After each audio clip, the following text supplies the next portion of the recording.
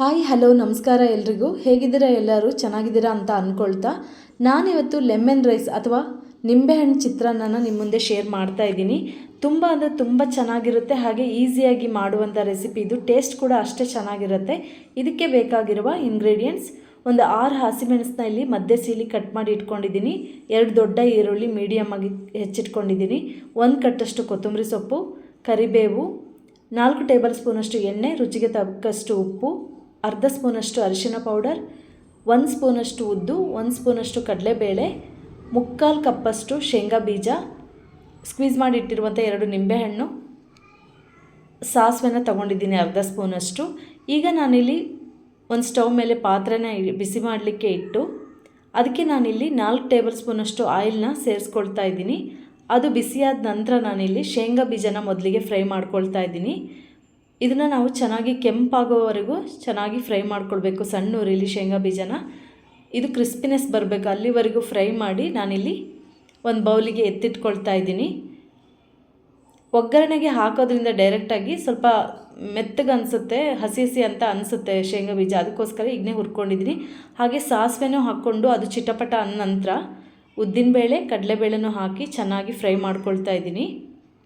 ಅದು ಕೆಂಪಗೆ ಫ್ರೈ ಮಾಡಬೇಕು ನಾವಿಲ್ಲಿ ಉದ್ದಿನಬೇಳೆ ಹಾಗೆ ಕಡಲೆಬೇಳೆನ. ನಂತರ ನಾನಿಲ್ಲಿ ಹಸಿಮೆಣಸನ್ನು ಹಾಕಿ ಅದು ಖಾರದ ಅಂಶದಲ್ಲಿ ಎಣ್ಣೆಯಲ್ಲಿ ಬಿಟ್ಕೋಬೇಕು, ಆ ರೀತಿ ಫ್ರೈ ಮಾಡ್ಕೊಳ್ತಾ ಇದ್ದೀನಿ.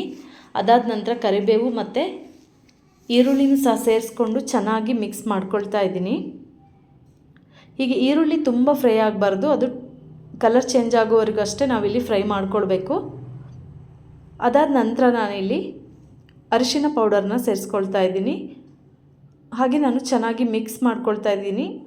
ಇದಕ್ಕೆ ನಾವಿಲ್ಲಿ ಸ್ವಲ್ಪ ಒಂದು ಅರ್ಧ ಸ್ಪೂನಷ್ಟು ಉಪ್ಪನ್ನ ಇವಾಗ ಸೇರಿಸ್ಕೊಳ್ಬೇಕು. ಆಗ ಒಗ್ಗರಣೆಗೆ ಎಲ್ಲ ಉಪ್ಪೆಲ್ಲ ಹಿಡಿದು ಚೆನ್ನಾಗಿರುತ್ತೆ, ಟೇಸ್ಟ್ ಕೂಡ. ಹೀಗೆ ಮಿಕ್ಸ್ ಮಾಡಿ ನಂತರ ನಾನಿಲ್ಲಿ ಏನು ಸ್ಕ್ವೀಸ್ ಮಾಡಿ ಇಟ್ಕೊಂಡಿದ್ನಲ್ಲ ನಿಂಬೆಹಣ್ಣು, ಅದನ್ನು ಸಹ ಸೇರಿಸ್ಕೊಳ್ತಾ ಇದ್ದೀನಿ ಈ ಟೈಮಲ್ಲೇ. ನಂತರ ನಾನಿಲ್ಲಿ ಹುರಿದಿಟ್ಟಿರುವಂಥ ಶೇಂಗಾ ಬೀಜನೂ ಸೇರಿಸಿ ಚೆನ್ನಾಗಿ ಮಿಕ್ಸ್ ಮಾಡಿ ಉದ್ರುದ್ರಾಗಿರುವಂತಹ ಅನ್ನನ ಸಹ ಸೇರಿಸ್ಕೊಳ್ತಾ ಇದ್ದೀನಿ. ರೈಸ್ ಮಾತ್ರ ಇದಕ್ಕೆ ಉದ್ರುದ್ರಾಗೇ ಇರಬೇಕು, ಮೆತ್ತಗಿದ್ರೆ ಚೆನ್ನಾಗಿ ಆಗೋದಿಲ್ಲ ಟೇಸ್ಟ್ ಎಲ್ಲ. ಹೀಗೆ ಚೆನ್ನಾಗಿ ಮಿಕ್ಸ್ ಮಾಡಿ ನಾನಿಲ್ಲಿ ಕೊತ್ತಂಬರಿ ಸೊಪ್ಪನ್ನು ಸಹ ಸೇರಿಸ್ಕೊಳ್ತಾ ಇದ್ದೀನಿ. ಲೆಮನ್ ರೈಸ್ಗೆ ಕೊತ್ತಂಬರಿ ಸೊಪ್ಪು ಸೇರಿಸೋದ್ರಿಂದ ರೈಸ್ ತುಂಬ ಚೆನ್ನಾಗಿ ಬರುತ್ತೆ, ಟೇಸ್ಟ್ ಕೂಡ ಅಷ್ಟೇ ಚೆನ್ನಾಗಿರುತ್ತೆ. ನೋಡಿ ಎಷ್ಟು ಚೆನ್ನಾಗಿ ಕಾಣ್ತಿದೆ ಅಂಥೇಳಿ. ಹಾಗೆ ನಾನಿಲ್ಲಿ ಸ್ವಲ್ಪ ಉಪ್ಪು ಕಡಿಮೆ ಇರೋದ್ರಿಂದ ಉಪ್ಪನ್ನು ಸಹ ಸೇರಿಸ್ಕೊಂಡಿದ್ದೀನಿ. ಹಾಗೆ ಚೆನ್ನಾಗಿ ಮಿಕ್ಸ್ ಮಾಡಿದ ನಂತರ ನಾನಿಲ್ಲಿ ನನ್ನ ಮಕ್ಕಳಿಗೆ ಕೂಡ ಸರ್ವ್ ಮಾಡಿದೆ. ಟೇಸ್ಟ್ ಕೂಡ ಅಷ್ಟೇ ಚೆನ್ನಾಗಿ ಬಂದಿತ್ತು. ಈ ವಿಡಿಯೋ ಸ್ವಲ್ಪನಾದರೂ ಇಷ್ಟವಾದರೆ ಪ್ಲೀಸ್ ಲೈಕ್ ಶೇರ್ ಮಾಡಿ. ಹೊಸದಾಗಿ ನೋಡೋರಾದರೆ ಸಬ್ಸ್ಕ್ರೈಬ್ ಮಾಡಿ, ಆಲ್ ಅನ್ನೋ ಬಟನ್ನ ಪ್ರೆಸ್ ಮಾಡಿ. ನಾನು ಹಾಕೋ ನೋಟಿಫಿಕೇಷನ್ ಮೊದಲಿಗೆ ನಿಮಗೆ ಬರುತ್ತೆ. Thank you for watching.